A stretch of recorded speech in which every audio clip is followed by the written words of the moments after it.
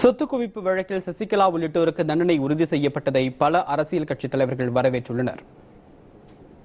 நீண்ட ஆண்டுகளுக்கு பிறகு இந்த நீதி நிலைநாட்டப்பட்டிருக்கிற காரணத்தால் இனிமேல் அரசியல்வாதிகளாக இருக்கக்கூடியவர்கள் பொது வாழ்வில் எப்படி தூய்மையாக இருக்க வேண்டும் என்பதற்கு எடுத்துக்காட்டக்கூடிய வகையில் வரலாற்று சிறப்புக்குரிய வகையில் இந்த தீர்ப்பு அமைந்திருக்கிறது. ஊழல்வாதிகளுக்கு இனி அரசியலில் இடமில்லை என்பதை பறைசாற்றும் முகமாகவும் இந்த தீர்ப்பு வெளிவந்திருக்கின்றது. இந்த தீர்ப்பை அரசியலில் தூய்மையை விரும்பக்கூடிய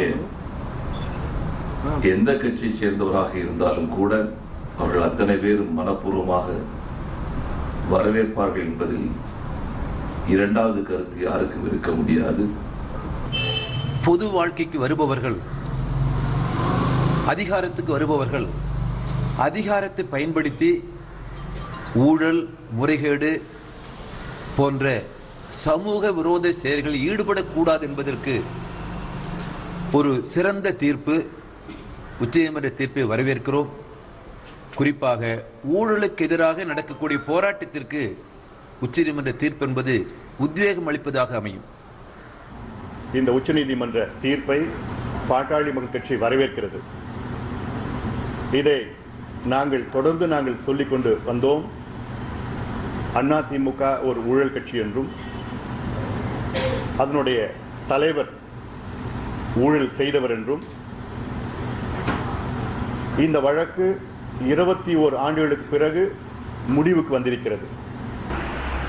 எப்பொழுது உச்சநீதிமன்றம் ஒரு வாரத்திற்குள் நாங்கள் தீர்ப்பு வழங்க இருக்கிறோம் என்று சொல்லிவிட்டதோ அந்த ஒரு வாரம் காத்திருந்ததுதான் சரி என்று இப்பொழுது நிரூபிக்கப்பட்டிருக்கிறது.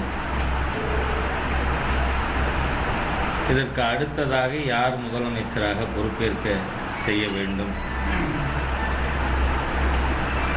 இதிலும் தமிழக ஆளுநர் சரியான முடிவு எடுப்பார் என்று நாம் நம்ப முடியும். தர்மம் பார்த்துக்கிட்டு இருக்காதுங்க. இன்னைக்கு தர்மம் இந்த சட்டமன்ற உறுப்பினர்களாம் யார தலைவி என்று பொதுச் செயலாளர் தேர்ந்தெடுத்தாங்களோ, யார முதல்வராக்கணும் துடிச்சாங்களோ அந்த தலைக்கு தர்மம் இன்னைக்கு கொடுத்திருக்குது அடி. இந்த அம்மாவுக்கு வால் பிடித்த இந்த வால் ஏந்தி பிடித்து கொண்டு வால் பிடித்த இந்த வாளுக்கெல்லாம் இனிமைதான் இருக்குது. பாருங்க, வெயிட் அண்ட் சீ. சொத்து குவிப்பு வழக்கில் சசிகலாவுக்கு சிறை தண்டனை உறுதி செய்த உச்சநீதிமன்ற தீர்ப்பை வரவேற்பதாக தேமுதிக தலைவர் விஜயகாந்த், விடுதலை சிறுத்தைகள் கட்சித் தலைவர் திருமாவளவன் தெரிவித்துள்ளனர். இதுகுறித்து விஜயகாந்த் விடுத்துள்ள அறிக்கையில், உச்சநீதிமன்ற தீர்ப்பு அரசியல் களத்தில் இருப்பவர்கள் ஊழல் என்ற எண்ணத்திற்கே செல்லாமல் சிறந்த ஆட்சி புரிவதற்கு வழிவகுத்துள்ளது என்று சுட்டிக்காட்டியுள்ளார்.